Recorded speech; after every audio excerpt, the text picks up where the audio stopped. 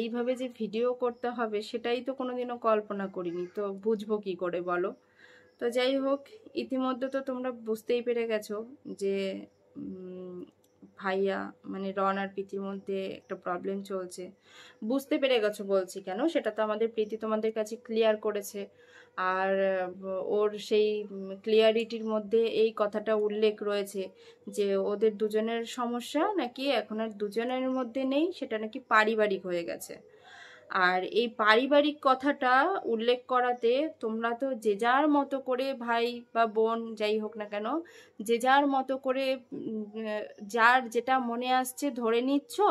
আর আমার ভিডিওতে কমেন্টও করছো যে খারাপ ননদ, ভাইয়ের বউটাকে তাড়ালি, হেন তেন, এরকম কমেন্ট করছো। জিনিসটা আমি বুঝি, কিন্তু আমার মা অত শত বোঝে না। আমার মা খুব নরম মনের মানুষ। শুধুমাত্র একটু ভিউজের লোভে, একটু মানে একটু বেশি, যে যে কটা ভিউজ যায় তার থেকে একটু বেশি ভিউজ যাবে, একটু হয়তো সেটা থেকে একটু বেশি টাকা আসবে। ও আর হ্যাঁ, এই টাকার প্রসঙ্গে বলি, হয়তো আমার এই ভিডিওটা দেখেও তোমরা অনেক মানে কেউ কেউ হয়তো কমেন্ট করতেও পারো যে তুমিও তো ভিউজের লোভে এই ভিডিওটা দিয়েছো, বা টাকার লোভে ভিডিওটা দিয়েছো। তো আমি তাদের উদ্দেশ্যে বলি, ভিডিওর মনিটাইজেশনটা আমি অফ করে দেব। আরও একটা কথা ক্লিয়ার করি, দেখো ভাই, আমার বর সরকারি চাকরি করে, যার মাসিক বেতন মানে মাইনে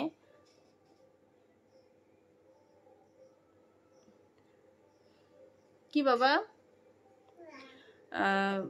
যে কম সেটাও না, সে যা মাইনে পায় তাতে আমার দিব্যি চলে যায়। আমি টাকার জন্য ভিডিও করি না, আমি শখ করে ভিডিও করি যে আমাদের ভিডিওগুলো ইউটিউবে থেকে যায়। আর সেটা আমরা মানে আমাদের গ্যালারিতে না থাকলেও সেগুলো ইউটিউব একটা প্ল্যাটফর্ম, সেখানে। তো বন্ধুরা, তোমরা রায়বাগিনী ননদিনীর বড় বড় ডায়লগ দেখলে তো? কি ডায়লগ! থাকে এক ভাইয়ের বাড়িতে, আবার সেখানে ডায়লগবাজি করছে। তো সে ভেবেছিল কি আমাদের প্রীতি, যাকে আমরা দর্শকরা এতটা ভালোবাসি, তাকে তার ভাইয়ের জীবন থেকে তাড়িয়ে দেবে, তাকে তাড়িয়ে দিয়ে সে রাজত্ব করবে। আদৌ কি সেটা করতে পারলো? তোমরাই বলো, আদৌ কি এত কিছুর পরেও সে সেটা করতে পারলো?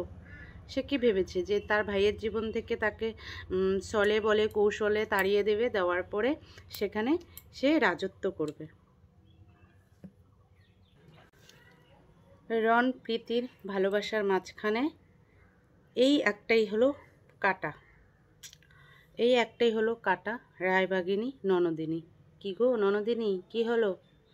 তুমি তো আর পারলে না তোমার ভাইকে হাতে করে রাখতে, প্রীতির জীবনটা তছনছ করে দিতে, আর পারলে না। তো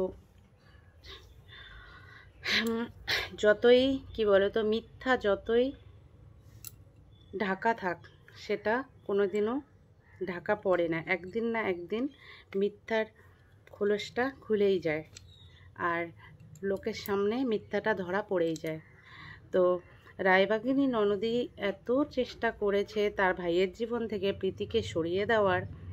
হয়তো প্রীতি নিজের মুখে সেটা বলেনি, কিন্তু তার কমিউনিটি পোস্টের মাধ্যমে বোঝা গেছে যে তার উপরে কতটা টর্চার হতো। সেটা কিন্তু কমিউনিটি পোস্টের মধ্যে যে ও কমেন্টটা লিখেছে, মানে কিছু যে লিখেছে, সেটাতেই কিন্তু অনেকে বুঝতে পেরে গেছো। আর হঠাৎ করে একটা মেয়ে কেন তার বাবার বাড়িতে গিয়ে থাকবে, সেটাতেই বোঝা গেছে। তো যাই হোক, এখন আর মেন কথা হচ্ছে, প্রীতি কি পারবে রনকে নিয়ে তার সংসারটা সুন্দর মতো গুছিয়ে নিতে? কি মনে হয় তোমাদের, বলো? অবশ্যই পারবে।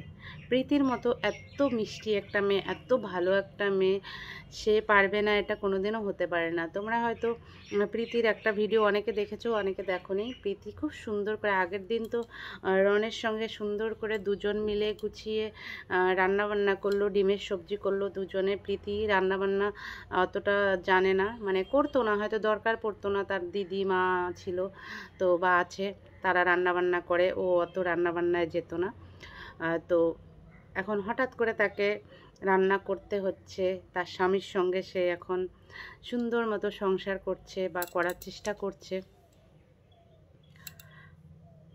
তো আশা করি প্রীতি খুব সুন্দর করে গুছিয়ে সংসার করতে পারবে, কেননা ওর মধ্যে এই ট্যালেন্টগুলো আছে। সব কিছুতে ও গুছিয়ে কাজ করতে ভালোবাসে আর করতে পারে মেয়েটা। আর রনও খুব ভালো একটা ছেলে, মিষ্টি ছেলে। ওদের মানে দুজনের সম্পর্কটা মানে বন্ডিংটা খুবই সুন্দর আর কি, খুবই ভালো লাগে। আমার কাছে ভালো লাগে, তোমাদের কাছে কেমন লাগে আমি জানি না। তো তোমাদের কার কাছে কেমন লাগে প্লিজ একটু কমেন্টে জানিয়ে দিও। তো প্রীতি একটা খুব সুন্দর রান্না করেছে, মাছের ঝোল করেছে বেগুন দিয়ে। তো রান্নাটা সত্যি দেখতেও যেরকম সুন্দর হয়েছে, আশা করি খেতেও হয়তো সেরকমই দারুণ হয়েছে। রন তো বললো খুবই খুবই টেস্ট হয়েছে। তো দেখতে যেহেতু রান্নাটা সুন্দর হয়েছে, আশা করছি এই রান্নাটা খেতেও সুন্দর হবে। তো সবাই তো আর একবারে শেখে না, আস্তে আস্তে সব কিছু শেখে। তো আস্তে আস্তে প্রীতিও সেটা শিখে যাবে। তো একটু সময় লাগবে তাকে। একটা জিনিস ভালো লাগছে যে দুজনে খুব সুন্দর। একটা জিনিস কি বলো তো, তার ননদের জন্য হোক বা তার মা বাবার জন্য হোক, দুজন কিন্তু একসঙ্গে হয়েছে। এটাই একটা খুব ভালো লাগছে যে ওদের ঝামেলার জন্য এদের দুজনের সম্পর্কটা খুব মধুর হয়ে গেল। একটা কথা আছে না, ভগবান যা করে ভালোর জন্য করে। কিন্তু প্রীতির ননদ যেটা করেছে রনের সঙ্গে, সেটা একদমই খুব খারাপ করেছে। তারপরে যে মানে কি বলবো, নিজের দিদি হয়ে ভাইয়ের কথা একটুকু ভাবলো না, এটা খুব খারাপ লাগে। কেননা ওর ভাবা উচিত ছিল যে আমার ভাইয়ের সঙ্গে এত কিছু হলো, তারপরেও যে ঘুমের ওষুধ খাওয়ার নাটকটা করলো, এটা সত্যি মানে কি বলবো, খুবই খারাপ করলো।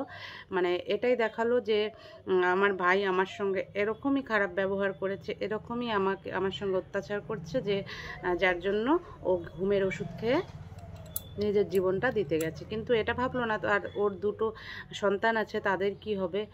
আর আদৌ ওষুধ খেয়েছে কি না সেটাও কিন্তু আমরা জানি না বন্ধুরা।